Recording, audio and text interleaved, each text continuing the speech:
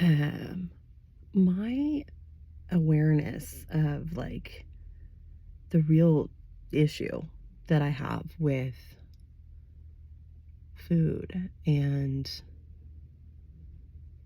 I don't know if health is right, but just like how I take care of or don't take care of my body um, has like become so magnified ever since, having the email come through and then deciding, going to the orientation and then making the decision and then actually like signing up, giving my credit card information. And the, at first it was like, I wish this was starting tomorrow. Because I was so like motivated and fired up. And now I'm really focusing on holding space for exactly who I am right now. Like not trying to like hide from myself so much, I guess.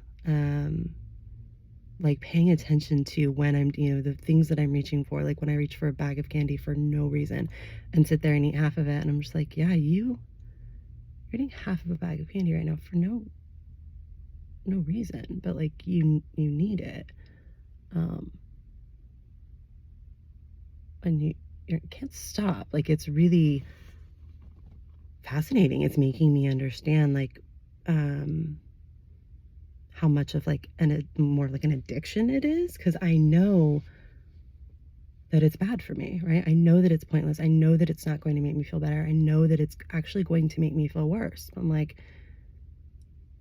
sounds a lot like what like drug addicts go through, right? And I mean, you see in books and things like that that like sugar is more addictive than a lot of drugs. And like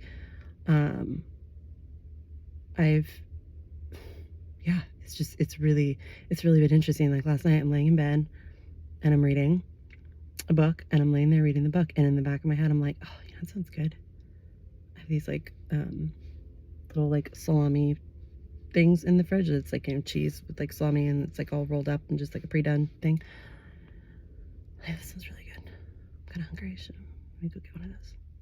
Like, ooh, some Sour Patch watermelons. Literally. Like, and not like together. Like, I'm not gonna like take a bite of salami and then throw a watermelon in my mouth. Like, but I wanted them both. And I just like was like, yeah, you want them both. No, I'm not pregnant. I know that's where most people's heads are like, girl, you don't have a problem with food. You are with child. I'm not with child. I'm with issue. I am with issue, with food, with my health. Because it's not even just the food, right? It's the knowing that there is zero good that's going to come from me walking to the kitchen to, like, here's the thing. I'd been laying in bed reading and had to pee really bad for like 30 minutes, but wouldn't get up to go pee. But you bet I got up to get that salami and those Sour Patch watermelons. I didn't even go pee on the way back to my room because I wanted to eat it. Like, it's a problem. It's really embarrassing to say out loud. But no, well, Bella's here. But Bella knows she was there. She was doing what she should be doing. She had her dinner and then she went to bed. She was asleep, snoring, because she listens to her body. But it was interesting, just like listening to and being like, you know what? I'm not even gonna like fight it. Like, I'm just gonna pay really close attention to those things. And I think that I'm able to, like, I don't, those aren't new things. Like, I'm looking back, I'm like, I'm like, oh yeah, girl, you've been doing that for a while. But I think that I was like so ashamed of it that I almost like blacked it out. Like, or didn't, was just like, no, that didn't, you wouldn't do that, like, but I do, really do. Last night I 100% got up and got 2 of those little salami cheese situations and a bag of Sour Patch Kids and a box of Mike Ike's. Yeah, and that's gross. And I know that. And even when I was eating it, I was like, this is kind of delicious, but also kind of gross. And I know just how that sabotages me in so many ways. And it's like, What, like even this morning when my alarm went off, I did not get out of bed. Is it likely that I would have gotten out of bed and made it to my workout class if I hadn't have eaten 3,000 grams of sugar and some cured meat right before I went to sleep? Yeah. Yeah, it's not only entirely possible, it is 100% what would have happened. I would have gone to my class at 5:30. I would have gone home. I probably would have gotten through like 4 chapters of this really good book that I'm reading. I would have had coffee. I would have taken a longer shower. I would have like just had a really beautiful morning.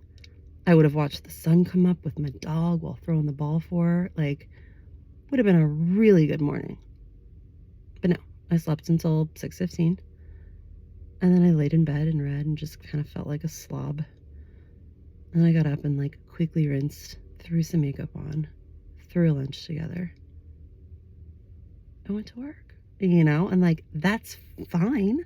That's a fine morning. Like I've certainly had worse mornings. I mean, I've been in like really deep depressions where like the thought of like getting out of bed is awful or just flat out doesn't happen. I've had days when I'm so sick with Crohn's or a migraine or what, whatever it is that like, it's like, no, the morning was fine, but could it have been amazing? Yeah. Cause like, I'm a really simple creature. Like, give me a, like a little bit of like a pump up from like leeching that instructor's energy and just feeling like energized, and then a cup of coffee and a book and a sunrise and watching my dog play, and then like doing my skincare routine and brushing my teeth for a really long time, and then looking at the clock and realizing I still don't have to be at work for 2 hours. Like, talk dirty to me. Like that's paradise to me. That's my paradise. It is so easily accessible. It's literally just there. And then I fuck it up with Mike Ike and like, what? It's crazy.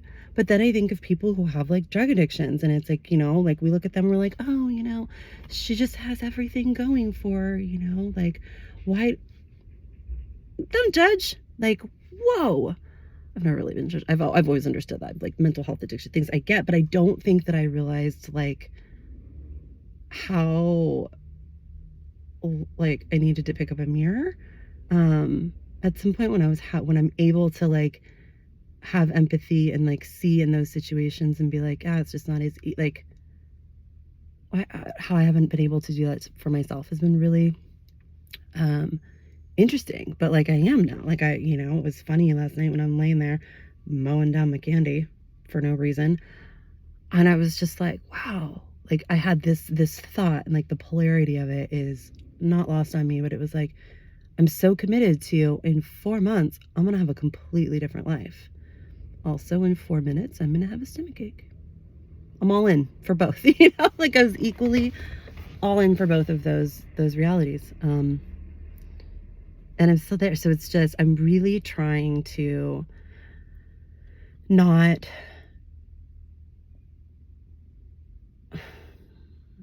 I guess, not be intentional, or just be intentional with my awareness of what it is that I'm doing, like not be like, okay, well, you're starting this thing, so you should probably like start eating rabbit food now, like start getting used to, like, no, I'm just eating like how I've been eating, which is what, and it's not just eating, right? It's just the ways in which I take care of my body. I just feel like the eating is like the catalyst, right? With a lot of people, it's like, okay, the drink is the thing. It's like you have a drink, and then after you have a drink, that makes you want a cigarette. And then after you have a cigarette, then you're like, oh, it sounds good, a burger. And then you eat a burger, and then you need another cigarette to wash the day. Like that's, which if you just didn't have the drink, you wouldn't have had any of those things, right?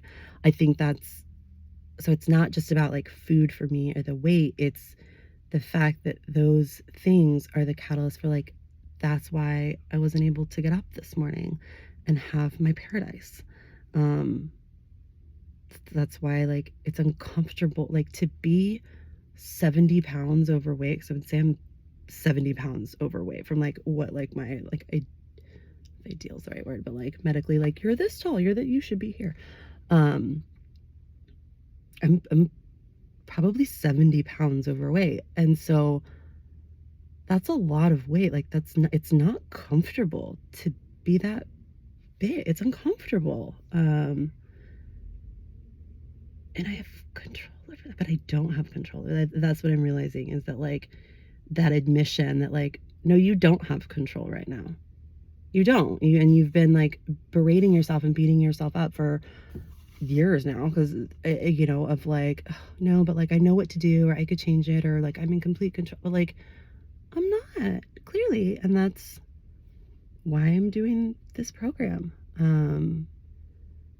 And why it's like equal parts terrifying and liberating. Yeah, I just am really, but yeah, I'm really trying to sit with how it all feels, how it all makes me feel, how it all ties together, how one thing kind of feeds off of the other, and realizing that I'm not doing this just to lose weight. I'm doing this to gain that control that I've been saying I have, that I don't. And yeah, that's where I'm at. My stomach really hurts. Really shouldn't have had that candy. Literally woke literally like rolled over this morning to turn my alarm off and went to grab what I thought was my phone, and it was the empty box of Mike Ike's. That's not who we want to be. We're better than that.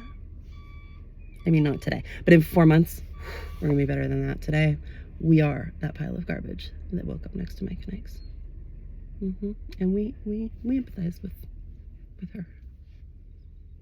All right, I'm gonna go to work now. Wake up my dog. She's still tired.